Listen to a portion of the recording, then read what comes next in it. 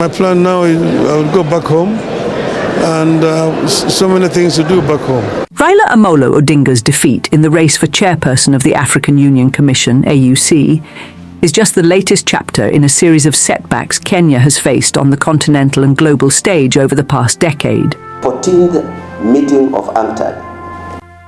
Kenya has had moments of success on the global stage, such as Dr. Mukasa Kitui's appointment as Secretary General of the United Nations Conference on Trade and Development, UNCTAD, in 2013.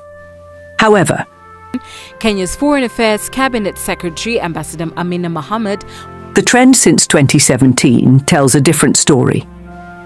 Kenya's loss to Chad in the AUC race that year marked the beginning of a troubling pattern, one characterized by internal divisions, diplomatic miscalculations, and a lack of strategic coherence. Yule amepoteza Addis Ababa sio Raila Odinga, ni William Samoei Arap Ruto. Each defeat has been followed by blame games, diplomatic concessions, and promises to learn from past mistakes. Yet the results remain the same. So, where does Kenya go from here? My plan now is I will go back home. Kenya's struggle on the international stage did not begin with Raila Odinga's loss in the AUC race. It has been a recurring theme for years. One of the most notable figures in this series of defeats is former Cabinet Secretary being appointed a Cabinet Secretary of Amina Mohammad, whose bids for top continental and global positions ended in disappointment despite significant government backing.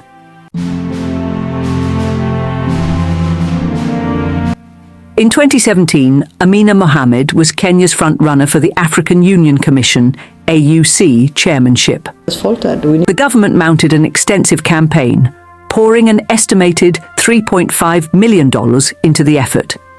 Yet, despite these investments, she lost to Chad's Musa Faki Mahamat. After her defeat, Mohamed attributed the loss to betrayal by unnamed neighboring countries, hinting at Kenya's fragile regional alliances.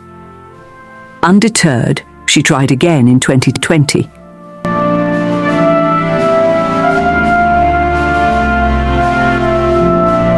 This time for the position of Director General of the World Trade Organization, WTO. Once again, she had full backing from the Uhuru Kenyatta-led administration. But her campaign was short-lived. She was eliminated in an earlier round, eventually paving the way for Nigeria's We need an institution Ngozi Okonjo-Iweala to clinch the seat.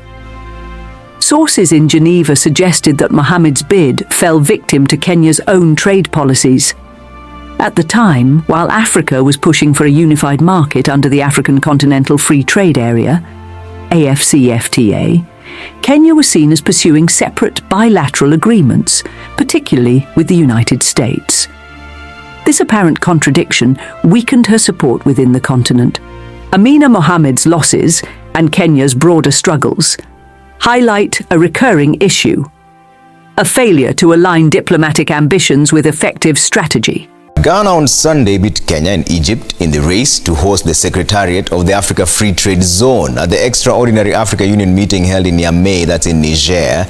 Beyond high-profile individual bids, Kenya has also faced disappointments in securing key international institutions on home soil.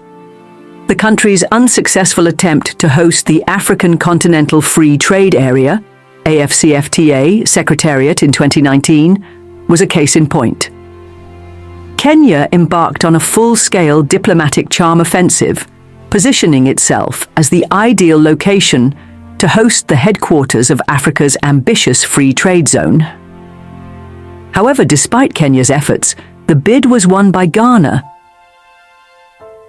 We have called you here this evening. In 2022, then Foreign Affairs Cabinet Secretary Raila Odinga launched her candidacy for the presidency of the International Fund for Agricultural Development, IFAD, an institution that plays a crucial role in global food security and rural development. If successful, she would have become the first woman to lead IFAD since its inception in 1977.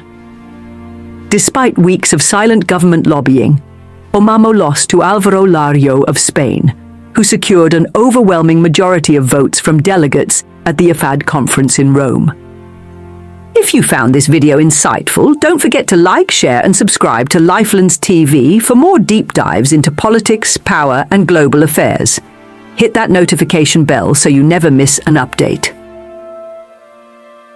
I'll see you in the next one. Take care and stay informed.